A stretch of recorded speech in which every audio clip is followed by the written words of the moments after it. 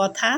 তো অন্যদিকে রাতে ঘুমানোর সময় আমি নান রুটির একটু ঘুমানোর আগেও গোসল দিতে হচ্ছে। প্রচণ্ড গরম, এত সুন্দর আর এত ছোট গাছে এত বেশি ফুল তো পরীক্ষা নিয়ে একটু ওর ডিমান্ডগুলো আমাকে রাখতে হয়। তবে ওর দুঃখে পার করা যাকে বলে। তো আয়াত সোনাকে স্কুল থেকে আসসালামু আলাইকুম, সবাই কেমন আছেন?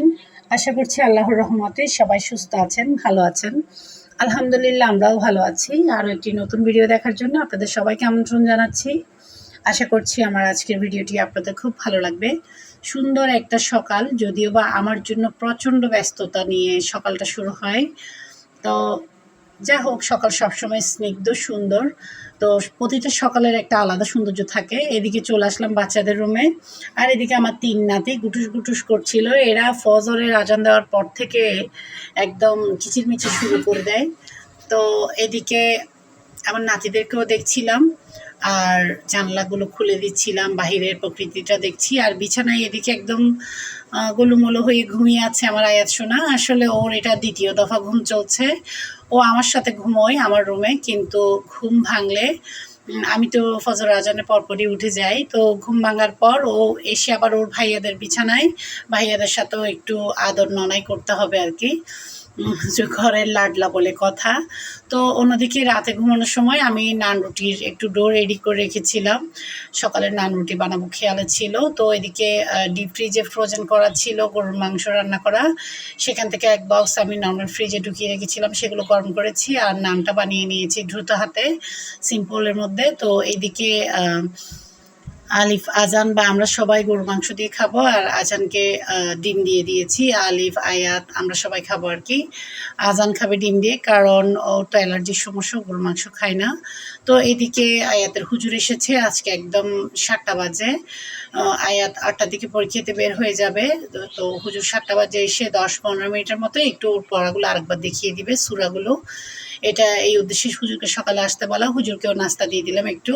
তো এদিকে দ্রুত হাতে সবজি বাজারগুলো গুছিয়ে নিচ্ছি। এ পর্যায়ে আয়াতকে গোসল করতে ঢুকিয়ে দিয়েছি, কারণ এতটা গরম পড়ছিল। সকালে একবার গোসল, আবার স্কুল থেকে এসে একবার গোসল, অনেক সময় রাতে ঘুমানোর আগেও গোসল দিতে হচ্ছে। প্রচণ্ড গরম আর ঘামছেও অনেক বেশি। তো দ্রুত হাতে সবজি বাজারগুলো গুছিয়ে নিচ্ছি। ইদানিং সবজি বাজারগুলো আমার একদম পছন্দ হচ্ছে না। আসলে আমার ইচ্ছে করে মাছ মাংস সবজি এগুলো আমি নিজে দেখে নিই, কারণ অনেক সময় অনেক ধরনের সবজি ওঠে যেগুলো হয়তো বা দেখা যায় পাওয়া যায় না, হঠাৎ করে ওঠে, যেগুলো দিয়ে আমি দেখলে আইডিয়া করতে পারবো যে কী বানানো যায়, কী রান্না করা যায়। কিন্তু দেখা যাচ্ছে কি যারা রান্না করে না তারা এটা বুঝে না। তো ও তো ওর মতো নিয়ে আসে বাজার, কিন্তু আমার অনেক সময় পছন্দ হয় কি অনেক সময় হয় না, মানে নতুন কিছু পাই না এটা আর কি। তো এদিকে কিছু ডাঁটা শাক এনেছে, আর ডাঁটাগুলো এত বাজে পড়েছিল কি বলবো, একদম ডাঁটাগুলোর মাঝখানে মাঝখানে পোকা। তো খুবই বিরক্ত হয়ে গিয়েছিলাম। এই যে কেনা জিনিসের এই অবস্থা। তো এদিকে দ্রুত হাতে বাজারগুলো গুছিয়ে আমি আয়াতকে নিয়ে স্কুলে চলে এসেছি। আয়াতদের স্কুলে যেগুলো ১০০ নম্বরের পরীক্ষা সেগুলো ২.৫ ঘন্টা হয়, আর যেগুলো ৫০ নম্বরের সেগুলো ১ ঘন্টা। তো এদিকে যারা একটু আর্লি লিখে ফেলে ওদেরকে আর্লি ছুটি দিয়ে দেয় খাতা জমা নিয়ে। তো এই ফুল গাছটা এত সুন্দর লাগছিল। এখন কিন্তু আয়াতের পরীক্ষা শেষ, আমরা চলে যাচ্ছি। তো এই ফুল গাছটা ইদানিং রোপণ করা হয়েছে। তো একটা স্কুলের অনুষ্ঠান ছিল, বিশেষ কেউ এসেছিল সেই উপলক্ষে। এই ফুলগুলোর নাম আমি জানি না, টুকটুকে লাল, এত সুন্দর আর এত ছোট গাছে এত বেশি ফুল ফুটেছে, মাশাআল্লাহ খুবই সুন্দর লাগছিল। তবে একটু রোপণ করাটা একটু হিজিবিজি হয়ে গিয়েছিল, অন্য গাছের পাশে রোকাতে একদম দেখা যাচ্ছে না। তো যাই হোক, আমি ধরে ধরে দেখছিলাম আর একটু ভিডিও করে নিলাম। এদিকে আয়াত বলছিল আম্মু চলো চলো, কারণ ও প্রতিবার পরীক্ষাতে আসার সময় বলে, দোকান থেকে কোনো না কোনো জিনিস ও চয়েস করে রাখে, যাওয়ার সময় বলে আম্মু আমাকে আজকে দ্রুত লিখতে পারলে এইটা কিনে দিবে। তো পরীক্ষা নিয়ে একটু ওর ডিমান্ডগুলো আমাকে রাখতে হয়। তবে ওর চাহিদা খুব বেশি থাকে না, ১০ থেকে ১৫ টাকার মধ্যে সীমাবদ্ধ থাকে। তো যা হোক, অনেক কিছু বলে ফেললাম। আসলে বাচ্চাদের নিয়ে কথা শুরু করলে না শেষ হয় না। তো সব স্কুলের পাশে কিন্তু কম বেশি ১টা-২টা মামার দোকান থাকে। তো এটা অনেকটা সেরকম। এটা ইদানিং করা হয়েছে।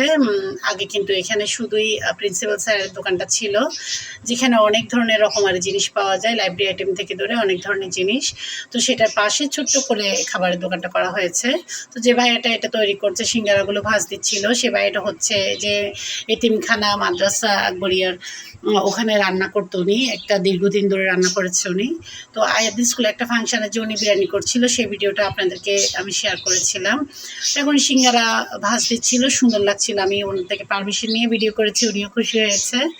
তো এদিকে আসার সময় মুদি দোকানে গেলাম, টুকটাক কিছু মুদি বাজার এনেছি। দেখা যায় কি এটা ওটা আনলেও টুকটাক কিছু জিনিস শর্ট পড়ে যায়। তো এখানে অল্প কিছু চাল এনেছি, এগুলো বেছে ধুয়ে রোদে শুকাবো, তারপর চালের গুঁড়া করা হবে পিঠা বানানো, মানে চালের রুটি বানানোর জন্য।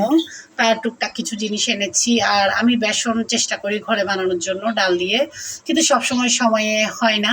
যেহেতু আয়াতের পরীক্ষা, মানে আমার পরীক্ষা, আয়াতের পরীক্ষা নিয়ে আমি অনেক টেনশনে থাকি।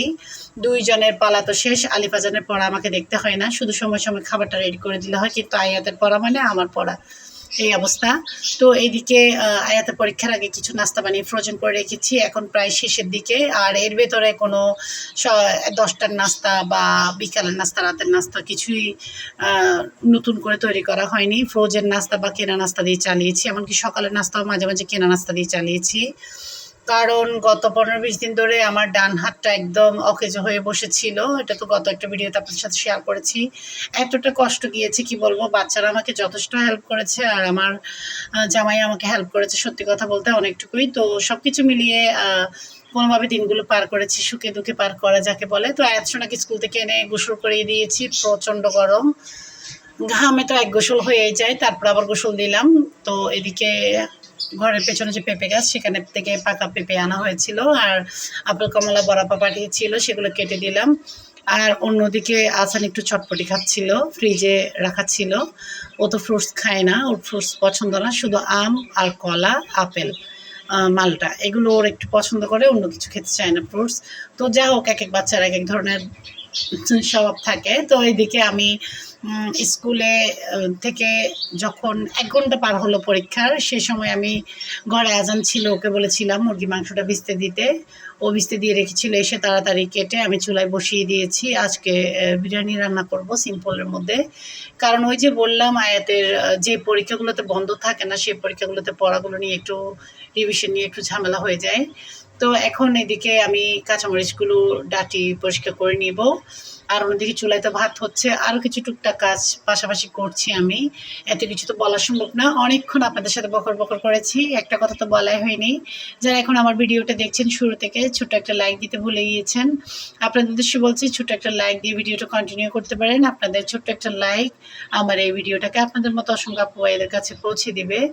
তো ইদানিং আমার তো একটু মোবাইলে গুটুস গুটুস কম করা হচ্ছে, মানে ফেসবুক বা ইউটিউবে একটু তুলনামূলকভাবে কম যাওয়া হচ্ছে, আয়াতের পড়া নিয়ে ব্যস্ত যেহেতু। তো টুকটাক যা যাচ্ছি এতে, কিন্তু ফেসবুক খুললেই সুস্মিতা পলাশ তো আছে, সেটা একপাশে রাখলাম, লাইলা মামুন, মামুন লাইলা, আর ওইদিকে বর্ষা চৌধুরী, বত্তা চৌধুরী, কি বলবো আমি, এদের নিয়ে আর কারো সুন্দর ভিডিও দেখা হচ্ছে না, কারণ চোখের পলক পড়তেই নতুন ভিডিও আসছে এদেরকে নিয়ে, এমন অবস্থা।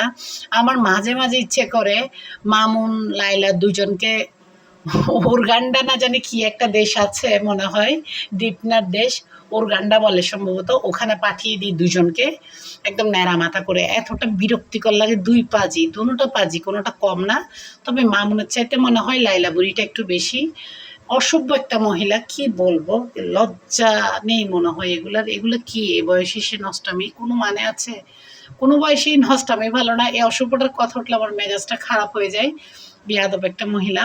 এর নাকি আবার একটা মেয়ে অটিস্টিক। তো অটিস্টিক সম্পর্কে আমার অনেকটুকু ধারণা আছে, আমি এটা ফেস করেছি আমার খুব কাছের মানুষ থেকে। তো এরকম যার বাচ্চা অটিস্টিক, সেই মাদের জগৎ কিন্তু পুরোটাই বাচ্চাদেরকে নিয়ে। তো এই মাটা কিভাবে এত রং ঢং করার সময় পায়, আস্তাগফিরুল্লাহ।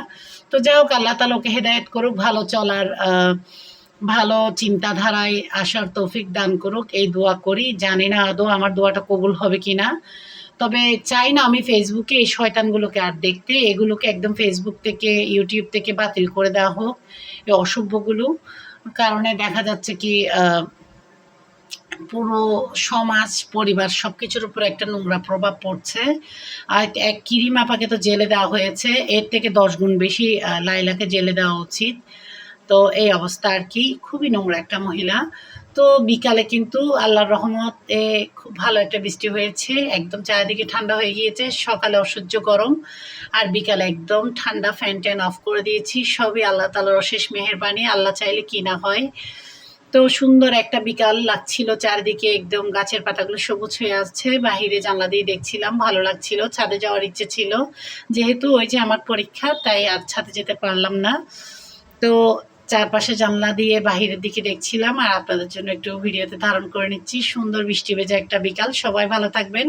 ভিডিও ভালো লাগলে সাবস্ক্রাইব করে পাশে থাকবেন। আল্লাহ হাফেজ।